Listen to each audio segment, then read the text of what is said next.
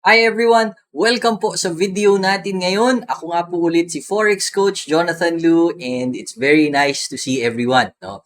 So, bagong taon, alam ko medyo late yung pasok ng video na bagong taon kasi di ba patapos na yung January. Pero sa totoo lang, nagkasakit naman karamihan sa atin early this year. So, medyo late tayo lahat nag-start. Okay? So, that includes me. So, here are some tips to improve our trading for 2022. And para sa akin, one of the things that every year brings at the start of the year is always a fresh start. No? And we can actually make good use of this fresh start. Bakit? Kasi meron tayong parang some sort of mental reset kapag nagbabago yung taon, di ba? Kunwari, gusto mong mag-exercise na, di ba? Bagong taon, sige gagawin mo. May gana ka no? Meron kang mental reset to do those things and to improve yourself. So we should capitalize on that, no? Gamitin natin yung momentum na yon.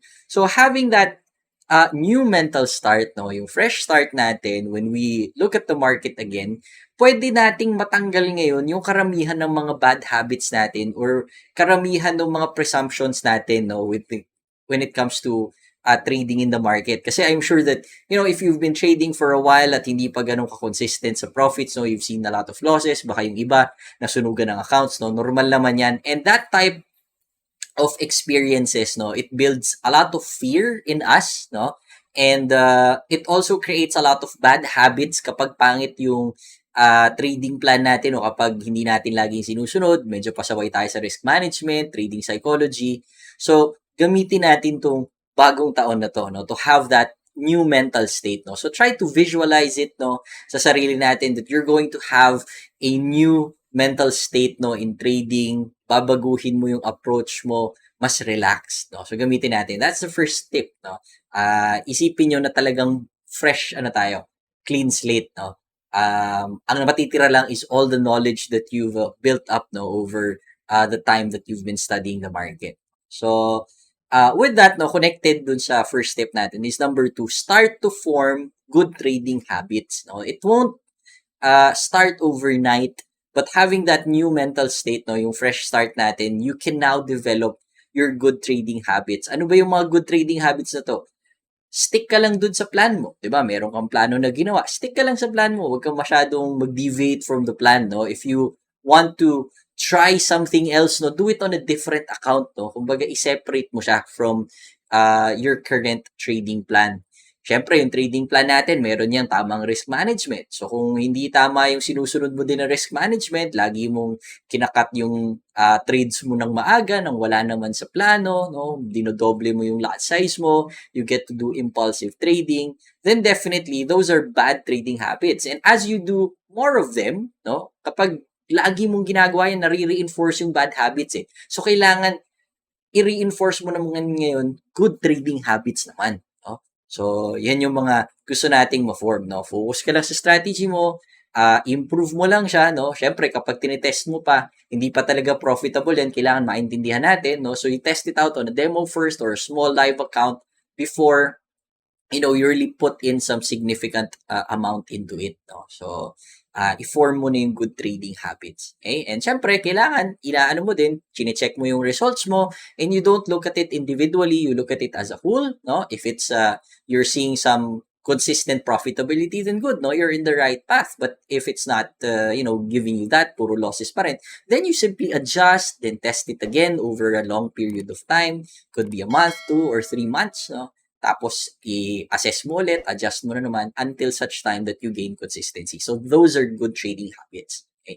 Now, tip number 3 would be to now start dedicating proper time, no, sa market.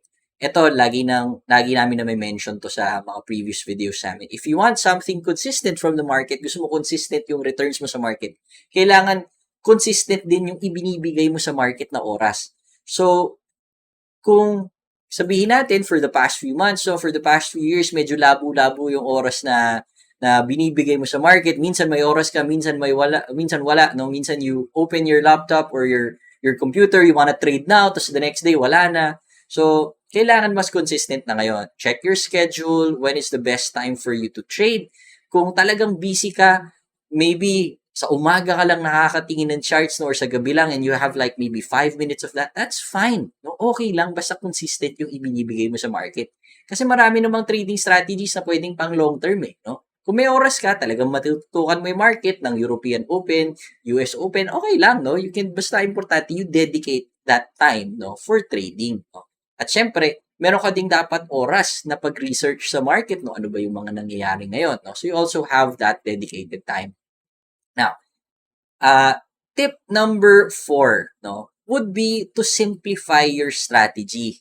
I'm sure that for a lot of traders here who have, read through all of the articles online, ang dami niyong pinanood na YouTube videos, you've seen a lot of strategies, you've enrolled in, different courses, different mentors, and it gets a little bit confusing, no? Parang analysis paralysis, na overload ka ng information and knowledge, and you don't know which one to use, no? So, I want you now to start simplifying your strategy, no? Decide mo na talaga ano ba ang gusto mong ma-capture sa market.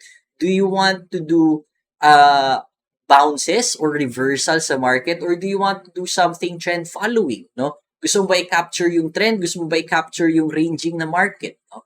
Anong time frame ba talaga ang gusto mong i-trade? Do you want to trade short term, medium term, or long term? You start now defining what you want to capture in the market. Hindi pwede yung, may opportunity sa short term, sige dito. May opportunity sa long term. Wag. Isa muna, no? Later on, when you get to be consistent in one of them, you can easily branch out to other things, no? Pero habang hindi ka pa consistent, isa muna ang focus mo para hindi ka muna mahirapan. Tapos yung strategy mo, i-simplify mo muna. Ano ba yung gusto mo makita sa market, no? Don't put in 10, 20 indicators na hindi mo naman gagamitin, no? Kasi mas makulay lang siya, mas maganda. No, it doesn't work that way. Okay? So, don't worry, sa PAFTI naman, meron naman tayong mga base strategies dito na pwede natin gamitin. Especially if you guys are in our Discord group, definitely, ang laking ang laking tulong no? We send a lot of trade ideas, we show you how we personally trade, we do it live, and yon sana makatulong yon. No? And last tip, no, for the day is that you start getting up to date, no, with what's happening in the market. Doon sa mga gusto na simulan yung fundamental analysis, sentiment analysis, it's not gonna happen overnight. So, what you now have to do is start reading the news, start reading what's important in the market right now, no? What is concerning the Central Bank of Europe right now? What is concerning the Federal Reserve of the US right now? Ano ba yung problema nila? May problema ba sila sa inflation? May problema ba sila sa growth? So you start reading into these things, no? It's not gonna be easy at the start, pero kumbaga it's gonna be a very good way for you to ease in, no, into the market para alam natin kung nasaan ba tayo sa market, hindi tayo nanguhula na, no? Hindi yung parang, sige, gusto ko i-try fundamental analysis, try ko siya ngayon.